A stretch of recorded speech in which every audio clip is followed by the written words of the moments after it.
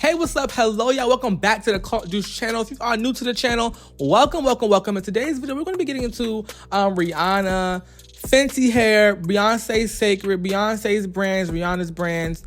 And I'm just going to be getting into why does it seem like Rihanna always outsells Beyonce? Now, I know before you all start getting mad in the comments, oh, why are you comparing two successful black women? Why are you putting women against each other? I'm not putting anybody against anybody, okay? So let's stop that now.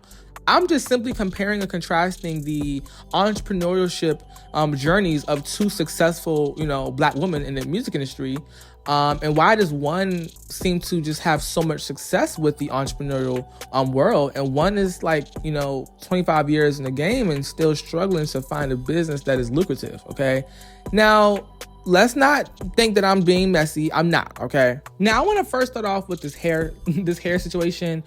There's been a lot of conversation about how allegedly Rihanna has copied Beyonce's hair care, concept, and, was trying to steal Beyonce's clientele. Now, that's just not true at all. That's not true at all.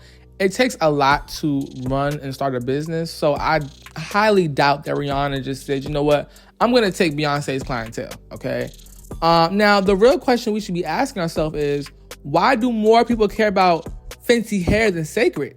That's the real question, all right? Y'all saying that, oh, Rihanna trying to steal people's clientele. No, that's not what's going on at all. The launch of Fenty hair caused so much, just conversation. People were talking, and people were just simply interested in what Rihanna had to sell.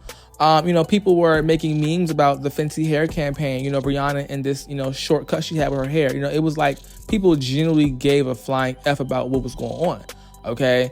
People were also, already adding to cart as soon as it launched. Okay. Add to cart was going crazy. And people who were not Rihanna fans were buying the Fenty hair products. Okay. They were just simply getting it. And the rollout just caused a lot of controversy. And not bad controversy, obviously, because, if it was bad, people would not be buying it, obviously. But, in comparison to Beyonce's announcement, there was so much skepticism and people being skeptical and just questioning why Beyonce would even launch a hair care brand. So many people were just like, why is she doing this? This does not even align with Beyonce as a brand at all.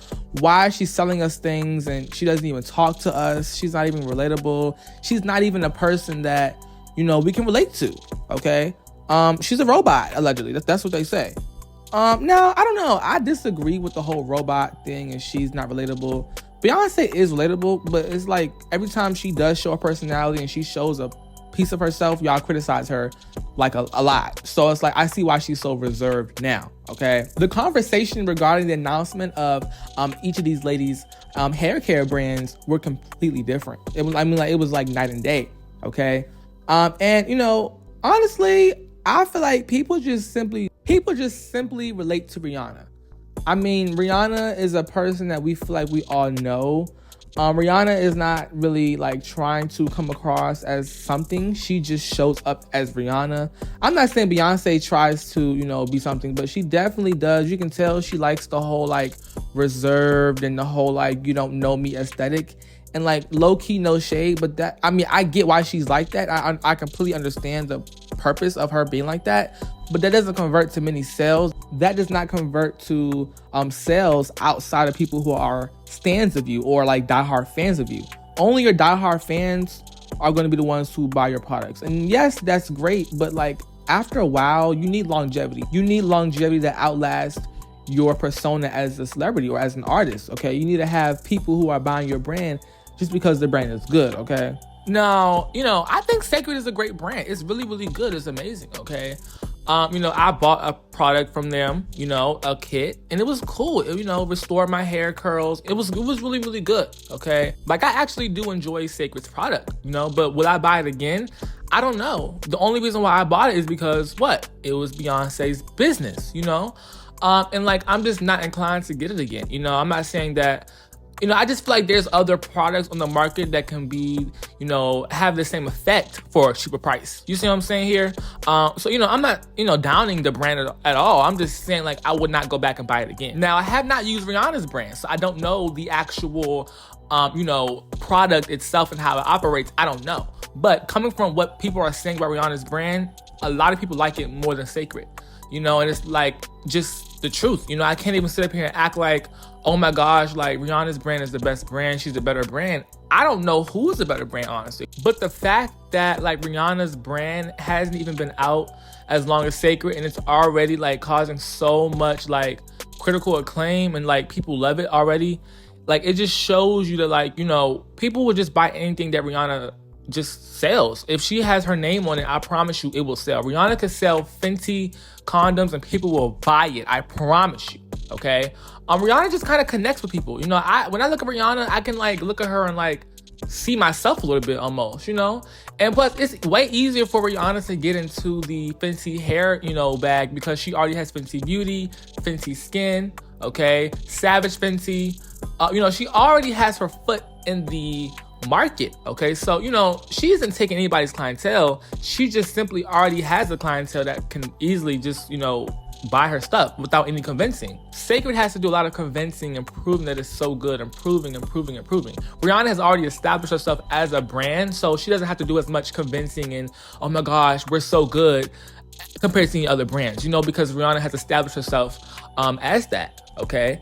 And low key, no shade, I feel like people don't really take Beyonce seriously outside of being an entertainer. And this is what I've noticed, you know, like every time Beyonce tries to do something that is not like on stage performing or singing or dancing or whatever, like people don't really take it that seriously. I mean, Ivy Park, we all saw where that went, okay? Ivy Park went downhill. Now, I love Ivy Park clothes. I love them. I'm not a hater of Ivy Park at all. I love them. But it just seems like every time Beyonce tries to step into a certain like venture, it just goes left. I don't know why, okay?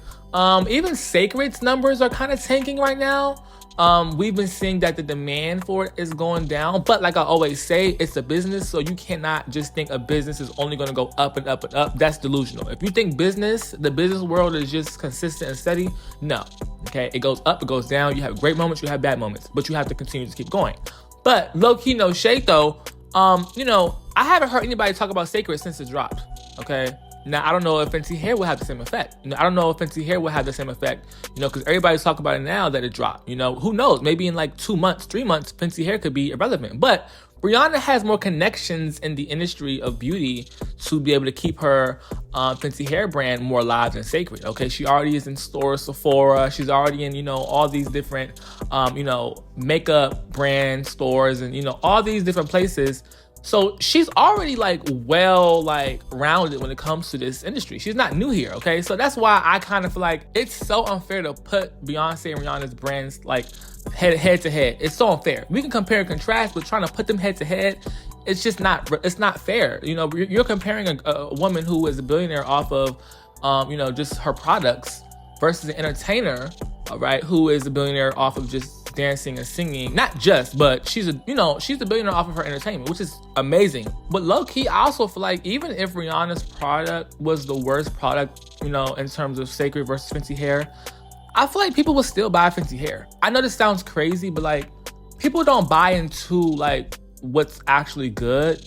People buy into like emotions. People buy into who they like. People buy into like what makes them feel good. And just because something is the best product does not mean you're going to be the best business. I promise you, there are a lot of brands out here that are not, their quality is not good. They're just famous. They're just well known. Okay, I guarantee you. Gucci, Louis Vuitton, Amiri, all those people's shoes are uncomfortable. Okay, I can name you 20 other brands where the shoes are comfortable. You see what I'm saying? This is my example. People are buying into the experience of Rihanna. People are buying into the experience of these brands. And you don't have to be the best of the best to make it, okay? That's my point there. But yes, comment down below. A lot of people feel like all this Fenty hair, Sacred stuff is all a gimmick. They feel like it's just like, okay, these celebrities are only trying to make businesses just to milk money out of their fans. I mean, I'm not gonna lie to you, we are kind of in a recession, so their way of maintaining their wealth looks different than us maintaining our income. You see what I'm saying? So it's like they gotta put out extra businesses and extra products and extra this, extra that to be able to make it, okay? But yes, I do feel like there is kind of like a capitalist side to both of these people here, Beyonce and Rihanna. But hey, you cannot be a billionaire or a millionaire without being a capitalist. I mean, it's just impossible, okay? You have to kind of partake into that role of like just greed. I mean, let's be real here. Rihanna does not need to make any more businesses. She's already well over a billionaire. I mean, she already has, what, 4 or 5 brands, okay? She doesn't need to do any of this, okay? So it definitely, is the word greed, or is the word just like wanting to help as much people as possible? Or just simply expanding your brand? I don't know. We always critique the black women and black men for this stuff, but we never sit around and critique the white men for, you know, running these billion-dollar, trillion-dollar companies and, you know, them being capitalist and them being greedy. So, you know, I'm never going to sit around and be too harsh on the black women or black men for getting their coins. Do it, okay? Because there's a lot of white people out here who are like really like, they're like having kids work for their businesses and all this stuff. So, you know, I'm not mad at that, but it's just interesting to see these black women in business. I'm proud of them both, honestly. But I did kind of want to have a conversation about it. I did want to kind of discuss it. I did kind of want to have open dialogue. And like, listen, okay? Some of y'all may be in the comments, what do you mean Rihanna be outselling Beyonce? Da-da-da. Please stop. Like, just stop trying to find an issue with the video, okay? Just, honey, it's the title. It's the title. Calm down. Calm the fuck down. All right, y'all, I'm gonna see you on the next one. Thank you so much for watching. And yeah, hit the subscribe, like button if you enjoyed this video, because you definitely will be having more videos like this on your feed. I'll see you in the next one. Be safe, y'all. Bye.